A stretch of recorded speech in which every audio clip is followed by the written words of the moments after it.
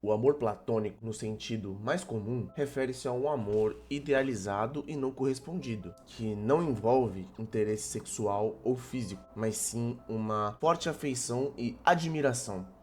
É uma conexão afetuosa que transcende o desejo carnal, focando na beleza interior e no potencial da pessoa. O conceito de amor platônico tem raízes na ideia de Platão sobre o amor como uma força que impulsiona a alma em busca da verdade e do que é belo. Para Platão, o amor era um processo de elevação espiritual, partindo da admiração pela beleza física para alcançar a essência do que realmente é belo. No entanto, o termo amor platônico passou a ser usado popularmente para descrever um amor idealizado e inacessível ou não correspondido, sem necessariamente envolver o conceito de elevação espiritual que Platão defendia. Ele queria dizer que a idealização de alguém poderia ser inalcançável por envolver algo além da matéria, mais belo, profundo e também espiritual, como amar o potencial dessa pessoa, o que ela representa e o que ela poderia vir a representar. Com isso, o amor platônico surgiu como uma referência de algo impossível de alcançar e por isso virou algo não correspondido. O termo popular ficou isso pela distorção da ideia ao longo das gerações. O amor platônico, no sentido comum, não envolve interesse sexual ou físico. Ele pode envolver uma idealização da pessoa amada, muitas vezes a colocando em um pedestal. Essa definição de amor de Platão, apesar de profunda e complexa, ainda parece meio incorreta e incerta. Você desejar e idealizar alguém não me parece, de certa forma, um amor, sabe?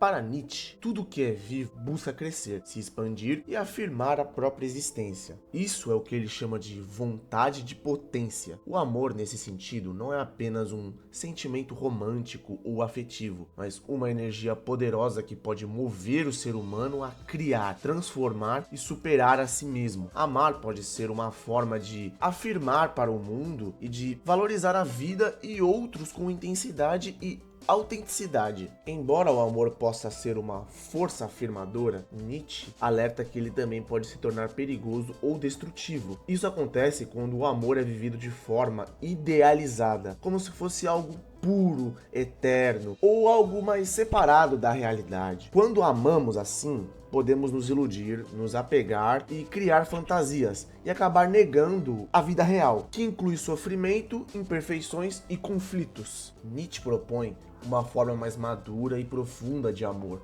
o amor fati, que é amar a vida como ela é, com tudo, alegrias e dores. Ele valoriza quem consegue abraçar o sofrimento, pois isso é sinal de força e sabedoria. Amar, nesse caso, significa aceitar a existência sem ilusões, inclusive o que é difícil ou trágico. Ele critica o amor quando ele é usado como uma forma de refúgio ou fuga da realidade. Em algumas tradições religiosas ou filosóficas, o amor é tratado como algo divino, perfeito e acima do mundo real. Isso para ele é uma forma de negação da vida. Ele quer que a gente encare o mundo com os olhos abertos e não se esconda atrás de ideias fantasiosas e reconfortantes. Nietzsche tinha uma visão complexa e multifacetada sobre o amor, que vai além da visão romântica comum. Ele enfatiza a importância de amar a vida e o destino, mesmo com seus aspectos desafiadores, o que ele chama de amor fati. Para ele, o amor é uma força vital que pode impulsionar o crescimento e a transformação, mas também pode ser um obstáculo se não for compreendido e vivido de forma consciente, o que pode trazer a ruína. A biologia explica a atração física como resultado de uma combinação de fatores genéticos, hormonais, neurológicos e sensoriais, e os feromônios podem ter um papel, embora mais sutil em humanos do que em animais. Quando duas pessoas se sentem atraídas uma pela outra, vários fatores biológicos entram em ação. Os feromônios, por exemplo, são substâncias químicas liberadas pelo corpo que podem influenciar inconscientemente a atração sexual. Tem a dopamina, que é um neurotransmissor ligado ao prazer e à recompensa. A atração ativa o sistema de recompensa do cérebro, provocando uma sensação de euforia. Tem a testosterona e o estrogênio, hormônios sexuais que aumentam o desejo e a excitação. Na fase da paixão e apego emocional, outras substâncias também ganham destaque. A serotonina, por exemplo, em níveis alterados, considerados, ela está ligada à obsessão e ao foco constante na pessoa amada. A adrenalina e a noradrenalina causam aceleração no coração, suor nas mãos e sensação de nervosismo perto da pessoa desejada. Donatella Mazzarati, da Universidade de Pisa, mostrou que os níveis de serotonina em pessoas apaixonadas são semelhantes ao observados em pessoas com um transtorno obsessivo compulsivo, o que explica a fixação, a típica paixão. James Woods e Peter Milner descobriram que a dopamina, por exemplo, é um neurotransmissor que ativa o sistema de recompensas, promovendo a sensação de prazer e euforia quando estamos perto da pessoa que desejamos. Thomas Insel e Larry Young realizaram estudos com arganazes que mostraram como a ocitocina e a vasopressina estão ligadas ao apego de longo prazo e à fidelidade. Sue Carter foi uma das primeiras cientistas a mostrar o papel da ocitocina no comportamento social e no vínculo entre parceiros. A oxitocina, muitas vezes chamada de hormônio do amor, desempenha um papel fundamental na formação de vínculos emocionais, como os laços entre pais e filhos ou entre casais. Com o tempo, o amor se torna mais estável e menos impulsivo. Os principais hormônios envolvidos são a oxitocina, como eu já citei anteriormente, que é responsável pela criação de laços, promovendo mais confiança e vínculo, a vasopressina, que está associada ao comportamento de monogamia e proteção do parceiro. Do ponto de vista evolutivo, o amor e a atração aumentam as chances de reprodução e criação conjunta da prole, garantindo a sobrevivência da espécie. O vínculo emocional favorece o cuidado dos filhos. Sendo baseado na biologia, temos esse parâmetro para saber como o nosso corpo reage quando estamos próximos de uma pessoa querida, seja ela o seu amor sexual ou até mesmo amigo ou um familiar. Mas mesmo que a explicação da biologia com certeza esteja correta, talvez a definição que nós procuramos não seja essa. Pois, quando falamos desse tipo de amor, talvez estejamos falando de favoritismo, sabe? Aquela pessoa que te faz bem, aquela pessoa que você gosta porque você escolheu ela, você prefere ela. Então, partindo desse conceito, agora nós vamos ver como o amor é retratado na ficção e o que ele pode nos ensinar.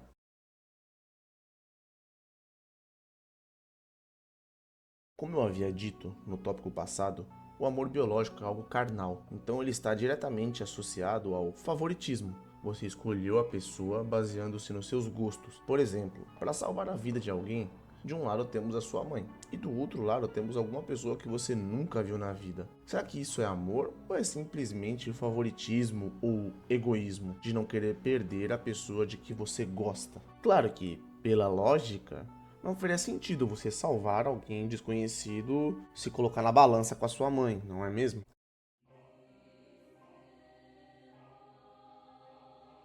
A queda de Anakin Skywalker. Star Wars é uma obra que nos ensina as consequências do amor e do apego. O Conselho Jedi e a Força traçam um paralelo com a Bíblia, sendo a Força algo mais místico e divino, enquanto os Jedi são tratados como os seguidores dessa religião que seria a Força. Um Jedi não pode ter apegos emocionais com nada ou ninguém, apesar de que são humanos, e sabemos que até mesmo dentro da obra isso acontece e muito com diversos personagens. Mas eu quero falar especificamente de Anakin Skywalker e Obi-Wan Kenobi. A Ordem Jedi faz questão de treinar Padawans ou Younglings enquanto eles são muito jovens. Em quase 100% dos casos, eles já crescem dentro da Ordem, desde quando são crianças até a adolescência ali, justamente para não terem apegos aos pais. Mas como eu disse, querendo ou não, eles são humanos, eles criam apego pelos seus mestres, como demonstrado na Ameaça Fantasma, quando Obi-Wan ele se revolta ao ver Qui-Gon Jinn sendo assassinado pelo Darth Maul. Ou quando Kenobi vai para uma missão em Mandalore e conhece a Satine, que foi meio que a Padmé do Obi-Wan. Mas ele decide simplesmente não se relacionar para cumprir com o seu dever e com a ordem. Os Jedi são altruístas e fazem o bem sem olhar a quem. Pelo menos essa é a filosofia que eles pregam. Quando você pratica o bem sem esperar nada em troca. No caso do Anakin Skywalker, ele foi treinado já sendo uma criança de 9 anos, então ele tinha apego da vida mundana, assim como apego por sua mãe, e começou a ter interesse por Padmé. O Conselho Jedi quis ir contra mas Qui-Gon Jinn provavelmente o treinaria em segredo mesmo que o Conselho Jedi não aceitasse. Eles relutaram, né, para aceitar o Anakin como aprendiz, mas no final eles aceitaram. Anakin foi então treinado por Obi-Wan, já que Qui-Gon Jinn, né, havia morrido na batalha com Darth Maul. Anakin já demonstrava ser um jovem meio problemático, né? Ele sente raiva do povo da areia, ele assassina uma vila inteira para vingar a sua mãe. Anakin se sente abandonado quando a Ahsoka sai da Ordem. Tudo bem que ela teve seus motivos ali, né? Ela foi acusada de um atentado e tudo mais. Mas isso não vem ao caso agora. Ele também se sente revoltado quando o Conselho Jedi não aprova ele para ser um mestre. Ele entra em pânico quando começa a ter visões da força sobre a morte da Padmé. Então, por meios errados, ele busca querer salvar a Padmé. Todas essas coisas, apego, paixão, né? O medo de perder a pessoa que ele amava, o levaram à ruína. Ele era uma pessoa muito sentimental, o que é contra a doutrina, né? Afinal, o medo de perder aquele que você determinou como o seu favorito, né, te leva a tomar decisões ruins, né? Você tem o medo e depois você vai... E o medo ele leva a raiva leva o ódio e o ódio leva ao sofrimento. Anakin tinha pessoas que ele preferia e isso deixou ele cego. Ele queria fazer de tudo para proteger a Padmé, assim como ele faria de tudo para proteger Obi-Wan e fez, né, na luta contra o Conde Dooku. Ele é basicamente uma dualidade com Obi-Wan. Enquanto o Obi-Wan ele é mais racional, o Anakin é mais sentimental. O que eu quero dizer é que o Anakin ele determinou pessoas às quais ele gostaria, que são as pessoas ao qual ele teve afeto. E ele estaria disposto, assim como ele fez, né? Ele fez uma chacina no Templo Jedi, matou Younglings, matou Jedis, né? Matou... Mano, ele fez uma desgraça ali. Depois ele matou separatistas que não tinham mais nada a ver com aquilo, né? Eles só foram usados também pelo Palpatine. Então ele cometeu atrocidades em nome da pessoa que ele amava. Não dá pra considerar isso como amor, e sim como egoísmo. Anakin era uma pessoa muito egoísta. Ele não queria perder quem ele achava que era importante para ele.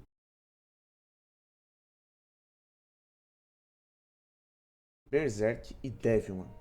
Apesar de muitos saberem, e até mesmo ser um pouco óbvio, Berserk tem forte inspiração em Devilman, mas esse não é o ponto. Eu quero traçar um paralelo com o Guts e Akira, e o Ryo e o Griffith.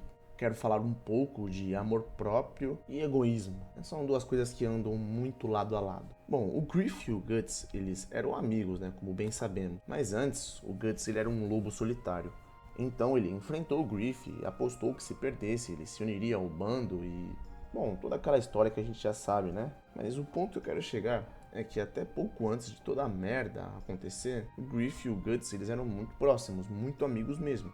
O Griffith considerava o Guts como o único amigo que ele tinha, porque ele é o único que ele considerava estar no mesmo nível dele, em pé de igualdade. Apesar de que o Griffith, né, sempre deixou bem claro que ele estaria disposto a fazer de tudo pelo seu sonho, que não considerava ninguém do bando como amigo. Até aí o Guts ele não sabia disso, né? Por isso que fez o Guts ele ter um choque de realidade e deixar o bando para seguir o seu próprio caminho, ir atrás do seu sonho. Afinal, ele estava sendo usado para a realização pessoal do Griffith. Ambos, Guts e Griffith, seguiram o que achavam melhor para si e tiveram o amor próprio de se priorizar em diversas questões. A diferença de ambos é que o egoísmo de Griffith, por não ter mais o Guts ao seu lado, e seu desejo por mais poder, foi a sua ruína. Ele queria seguir o seu sonho, mas não queria que o Guts seguisse o dele, pois ele não queria perder o único que ele considerava amigo, o único que estava em pé de igualdade com ele. O bando do Falcão já estava com uma boa reputação, já eram parte da nobreza, mas ele não estava satisfeito, ele de fato queria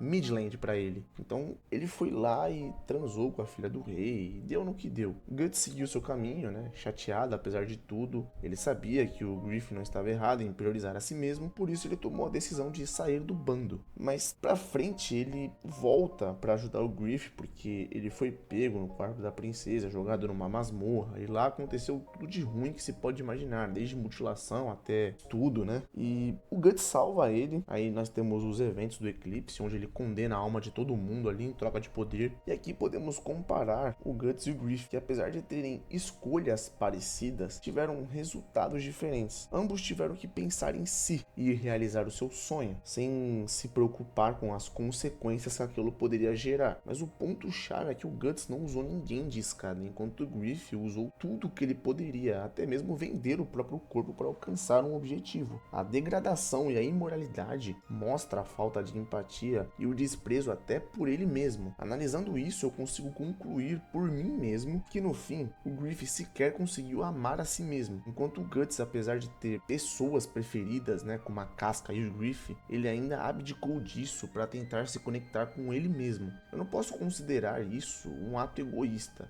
porque apesar de tudo, ele conseguiu separar o amor que ele tinha pela Casca e pelo Griff e um amor que ele tinha por si. Ele se colocou em primeiro plano, mesmo que isso fosse magoar pessoas. As pessoas têm que entender que cada um tem a sua vida, além daquela convivência. O Guts pensou apenas em si, mas não prejudicou ninguém, enquanto o Griff pensou somente nas suas realizações, e sequer pensou em alguém, e sequer pensou em si mesmo. O Griff, ele não ligava nem para si próprio, porque ele usou o seu corpo como ferramenta para poder atingir o seu sonho. Tudo que ele queria era apenas uma realização pessoal, não importando se ele tivesse que se fuder no processo ou ferrar o bando inteiro. Então, ao meu ver, o Guts, apesar de ele ter tido um ato não egoísta, mas um ato em que ele simplesmente não pensou no que poderia gerar se ele saísse do bando. Ele pensou em si, e tá tudo bem, não é errado você fazer isso. Mas o ponto é que o amor próprio foi mais alto. E o amor próprio não é ruim, mas no caso do Griff, ele foi ruim, porque apesar de eu achar que ele não se ama o suficiente, né, porque ele se prostituiu ao longo da obra, né, para poder conseguir o que ele quer, ele priorizou um objetivo que ele tinha. Mesmo que ele não ligasse pro seu próprio corpo, ele ainda ligava pro ego dele, que é o que ele tinha ali, que era a fome de poder, a sede de poder. Então ele não ligava para a degradação do próprio corpo e não ligava para o que iria acontecer com os seus companheiros. O Griff, ele é um caso um pouco controverso, porque ao mesmo tempo que ele não tem amor próprio, eu acho que ele tem um ego muito alto. Ele é o típico personagem que os fins justificam os meios, então qualquer ato imoral, tanto para ele ou quanto para as pessoas ao redor dele, né, se ele tiver que sacrificar a própria moral e ética para se prostituir ou, sei lá, vender os seus amigos ou matar os seus amigos ou qualquer coisa do tipo, ele vai fazer isso porque o que importa é a realização. Como se fosse essas garotas de OnlyFans aí, sabe? Que elas são realizadas financeiramente, mas a troco de quê, né? Então, ao meu ver, o Guts e o Griff são uma dualidade onde, apesar do Guts ser o personagem bonzinho e o Griff ser um personagem horrível, ainda assim o Guts, ele não é um personagem moralmente bom, né? Ele é um personagem mais cinzento, digamos assim. Então eu não acho que o Guts seja uma representação do que de fato é o amor. Claro, como nós humanos aqui temos tomar decisões, eu não acho que o Guts tomou a decisão pior. Na real, o Guts tomou a melhor decisão, que foi priorizar a si próprio, né? Ele não podia ficar se desgastando pelos outros. Afinal, o Griff tinha o seu sonho e o Guts, né, queria se reencontrar com si mesmo, né? Depois dele ouvir que o Griff não considerava ninguém como amigo, apesar de que no fundo o Griff sempre considerou o Guts como amigo, justamente por eles serem como iguais.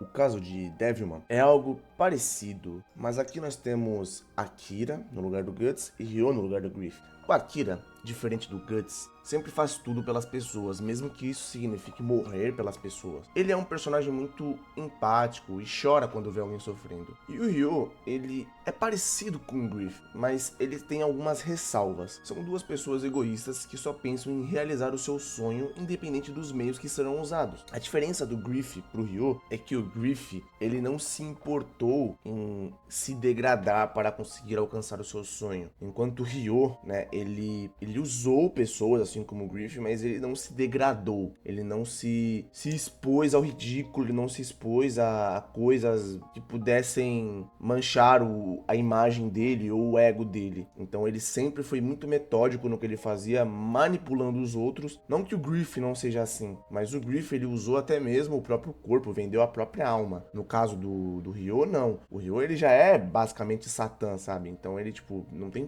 pra quem ele vender a alma, não tem por que ele se degradar nesse nível, sabe? Pelo menos dentro da obra de Devilman é o que nos mostra. Então o Griff, ele é um falso amor próprio, sabe? Ele tenta passar que ele tem um amor próprio muito grande, né? Porque ele faz as coisas por ele mesmo, mas na real tudo isso é só para alcançar um objetivo. Então você se menosprezar, se degradar, se diminuir, se vender para conseguir algo, não é um amor próprio. Diferente do Ryu, ele tem um amor próprio, ele se coloca como primeiro plano, ele é metódico, ele se esconde, ele tenta ao máximo evitar ser pego ou fazer qualquer tipo de coisa que atrapalhe os seus objetivos e atrapalhe a si mesmo, atrapalhe a sua moral. Vamos voltar um pouco pro Akira. Bom, ele é um personagem muito empático, né? Mas qual é a diferença de empatia e pena? Afinal, quando ajudamos alguém, sem esperar nada em troca, é aí que podemos dizer que isso é o amor verdadeiro. Mas quando nós falamos sobre ajudar um mendigo, por exemplo, quando fazemos uma boa ação a alguém, a gente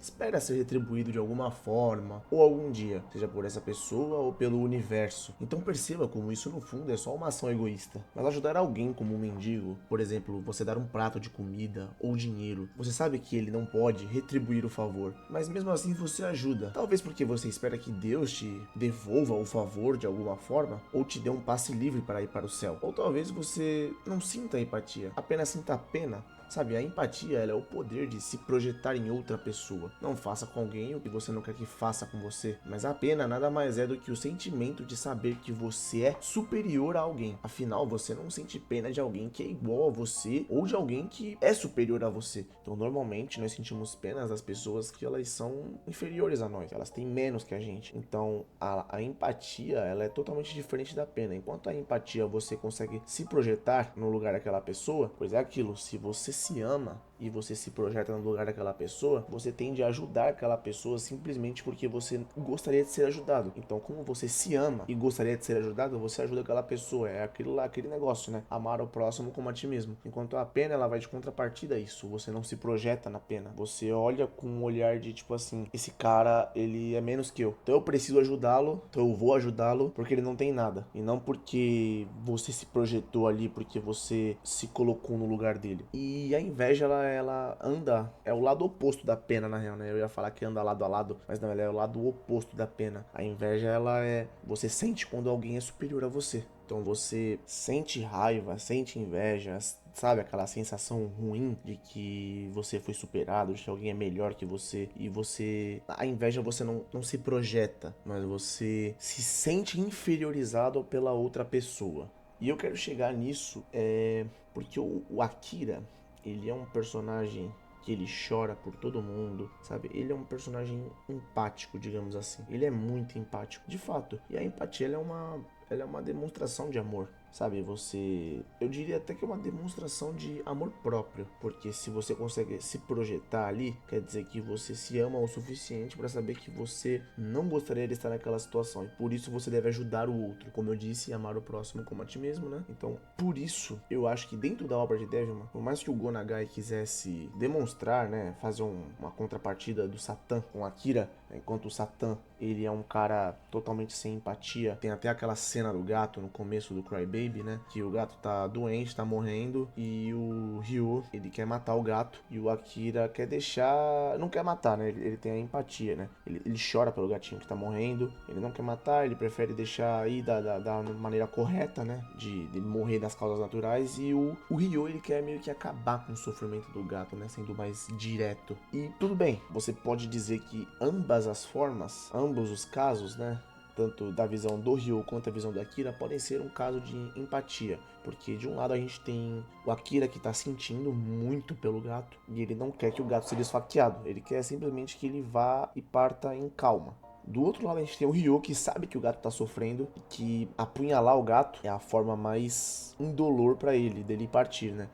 Indolor não, mas acabar com o sofrimento mais rápido. A gente poderia realmente até traçar esse paralelo. E dá pra traçar, né? Assim como eu tô fazendo. Só que o ponto é que ao longo da obra você vai descobrindo que o Ryo não queria matar o gato porque, ele queria salvar o gato, que ele é bonzinho, porque ele queria acabar com o sofrimento do gato. Não, ele queria matar simplesmente porque ele é louco. E a obra, o Devilman, a obra de Devilman, ela prova isso, ela prova que o cara simplesmente é mal, porque ele é ruim, ele é uma coisa ruim, por isso. E bom, um ponto aqui eu quero traçar um paralelo também com o Guts, Porque, como eu fiz com o Ryo e o Griff, eu quero fazer com o Guts e o Akira. Bom, o Guts e o Akira, eles são personagens bem parecidos, né? O Akira, ele se demonstra ser um personagem puro no começo. Diferente do Guts, que já é um personagem que você sabe que ele vai ser... Sabe, ele não é ruim nem bom, ele é meio cinza, sabe? Ele tá ali no meio termo. E o Akira não. O Akira, ele é pura luz, digamos assim. Até certo ponto, né? Mas vamos chegar lá. O Guts, ele tem um amor próprio. Ele tava ali ao lado do Griff, ele tinha as aspirações ali junto do Griff, né, de ajudar ele a realizar o sonho do Griff. Mas, né, como eu bem disse ali no top culpa do Berserk, o Griff cagou pra todo mundo e usou todo mundo de escada. Então o Guts viu isso e falou, quer saber? Ele tá lutando pelo sonho dele, eu vou lutar pelo meu. No caso do Akira é diferente, ele luta pelo sonho dos outros. Isso que é estranho. Ele tá ali pela Miki sempre. O Ryo volta depois de muito tempo pra pedir uma ajuda pra ele. Ele não tá nem aí, ele vai, se coloca numa posição de servo, digamos assim. Não de servo, mas de capacho, na real, né? Porque servir, não tem nada errado em servir. Mas o Akira, ele se coloca numa posição de, pode fazer o que você quiser aí comigo. Então o Ryo leva ele pra balada lá, pra Sabate. Começa a matar todo mundo e bota o demônio no corpo do Akira. E o Akira fala, é isso aí, tá tudo certo, mano. Vambora, vamos matar demônio então. Vamos expor aí essa rapaziada pro mundo, né? Quer dizer, não é expor, né? O Ryo, o Akira quer ajudar e o Ryo, ele começa assim, meio que vamos ajudar, mas, né, vai escalando até, tipo, vamos revelar e depois colocar um contra o outro. E o Akira, até então, ele tá achando que tá realizando o sonho do Ryo, né? E, de certo modo, ele tá, né? Se não fosse o Akira, o Ryo não ia conseguir realizar o que ele queria. Mas a parte legal da comparação do Akira com o Ryo é que o Akira, ele é um personagem muito empático, enquanto o Ryo, ele é um personagem muito antipático ou apático. Eu não sei qual que é a definição certa, mas e no final da obra, eles invertem esse papel. O Akira sentindo ódio do Ryo, o Akira matando pessoas que ele quis proteger, independente do que acontecesse, justamente porque mataram a Miki, que era a pessoa preferida dele, né, a garota que ele amava, que ele determinou que seria a que ele ia preferir, né? Então ele não tem aquele peso de tipo assim, todo mundo é igual, então eu não vou matar. Não, ele matou a minha mulher, então eu vou matar todo mundo. Então aí ele já começa a se transformar. Então por isso que eu não acho que ele é um personagem 100% puro. E de contrapartida, o Lucifer, né, o Ryo, quando ele mata todo mundo, sobra só ele lá na Terra, né? Ele causa lá o apocalipse, começa o nego sair explodir bomba, começa a se nucar, começa a se explodir, tacar míssil, bomba atômica, os negros se matando na rua. Quando tudo isso acaba e sobra só ele percebe que ele ficou sozinho, que na real ele gostava do Akira, e aí ele sente um vazio absurdo dentro dele. Então isso é legal, essa contraparte que os dois fazem. O mesmo se aplica pro Guts e pro Griff também. Quando o Guts vai embora, o Griff percebe que o Guts, na real, ele era uma parte importante do Griff. Como ele disse que não se importava com os outros, até o amigo dele ir embora. Aí ele realmente sente. Então eu acho muito legal essa dualidade. Os 4 personagens extremamente bem escritos. Tanto o Guts quanto o Akira são parecidos, com algumas ressalvas, né? Eles são os heróis da história, mas eles traçam jornadas diferentes com uma resolução parecida, digamos assim. Um, ele é muito foda-se pra tudo, e o outro, ele é muito, preciso ajudar todo mundo, preciso salvar todo mundo. E o Griff e o Ryo são praticamente a mesma coisa, né? A diferença é que o Ryo, ele não se rebaixa, né? Ele joga sujo, mas ele joga sujo com inteligência. Ele não precisa lá dar a bundinha dele pra realizar um sonho. Enquanto o Griff tá lá, ele usa todos os métodos, ele se degrada inteiro. E é legal também dá pra traçar um paralelo, obviamente, com ambos os personagens das suas respectivas obras, né? No caso do Akira e do Ryo, é muito interessante, né? Você tem um personagem pura maldade e um personagem pura luz. E aí eles invertem os papéis no final da obra. Isso é muito legal. Fora que também, né, o Akira, ele consegue domar o demônio lá, né, o Amon, o bicho mais demoníaco do inferno, com a bondade dele. Então ele fica sempre nessa dualidade. Eu acho legal como o Go Nagai, ele tentou exemplificar o que são as pessoas na realidade, né? Ele não quis de forma alguma, ao meu ver pelo menos, né? Ele não quis de forma alguma demonstrar o que era amor dentro da sua obra. Ele quis mostrar como as pessoas, elas são ruins e também são boas. Mesmo no Satã, ele ainda tinha algum pingo de bondade, sabe? Ele tinha gosto pelo Akira. E mesmo Akira sendo uma pessoa extremamente bondosa, ele ainda tinha um pouco de ruindade dentro dele, sabe? Ele matou pessoas por vingança, ele passou a odiar o Ryo, que era o amigo dele. Tudo bem, né? O Ryo fez merda, mas vocês entenderam. Ele ainda assim, ele tinha esse rancor, essa raiva. Então eles são personagens que não são pra representar a maldade e a bondade, sim pra representar o que é ser humano. Até agora, vimos alguns tipos de demonstração de afeto, seja por amor próprio, seja por si, ou seja também inveja disfarçada de afeto. Mas eu quero trazer mais dois exemplos dentro da ficção, com Frieren e o Cyberpunk Edge Runners. Essas duas obras têm uma coisa bem curiosa, que é o fato dos protagonistas serem dois lados da mesma moeda, no quesito do tema do vídeo. Enquanto a Frieren, que vive por séculos e não se importou em se conectar com ninguém, somente depois da morte do Himmel é que ela percebe que nunca de fato se importou com alguém, nunca se deu o luxo de criar laços por achar que as pessoas vêm em vão. Enquanto ela viveria por mais sei lá quantos séculos.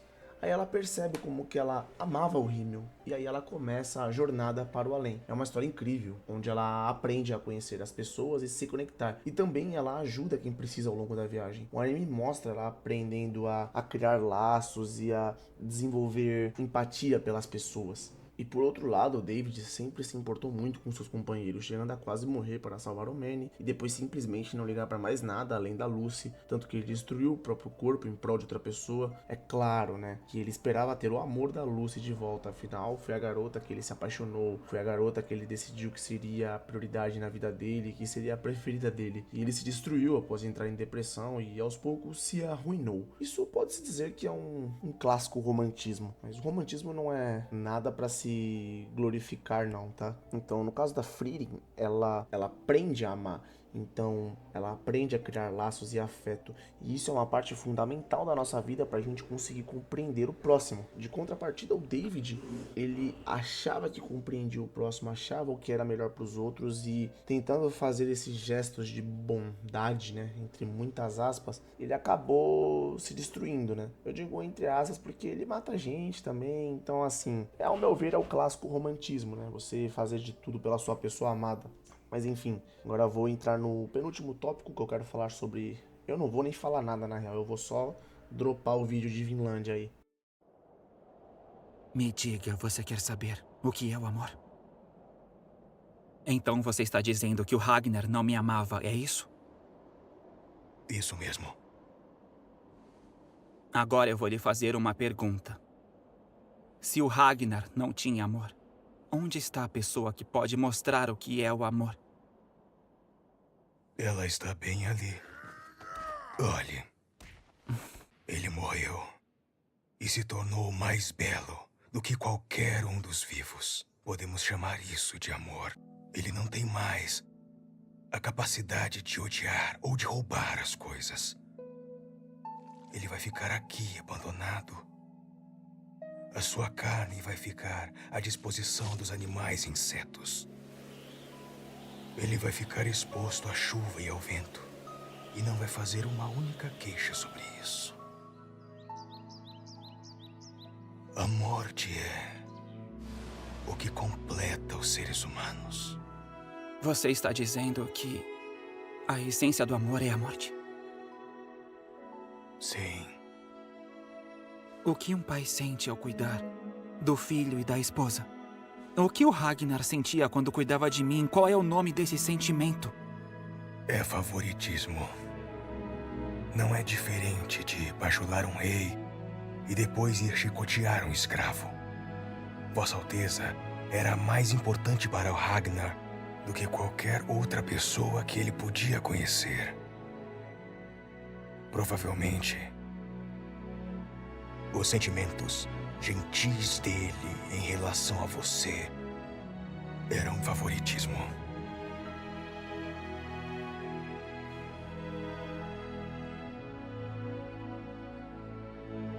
É mesmo?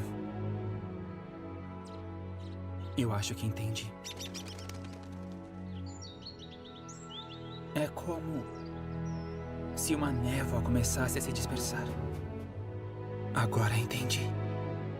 Essa neve é o amor, não é? Isso mesmo. Esse céu. Esse sol. O vento soprando. As árvores. As montanhas.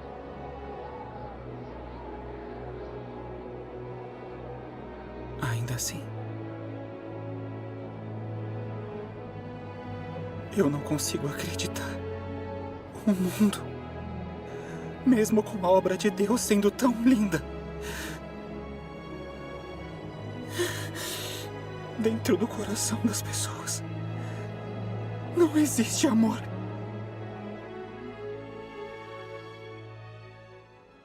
Dizem que nos tornamos criaturas assim porque um antepassado nosso desobedeceu a Deus e cometeu um pecado muito tempo atrás. E nós acabamos sendo expulsos do paraíso.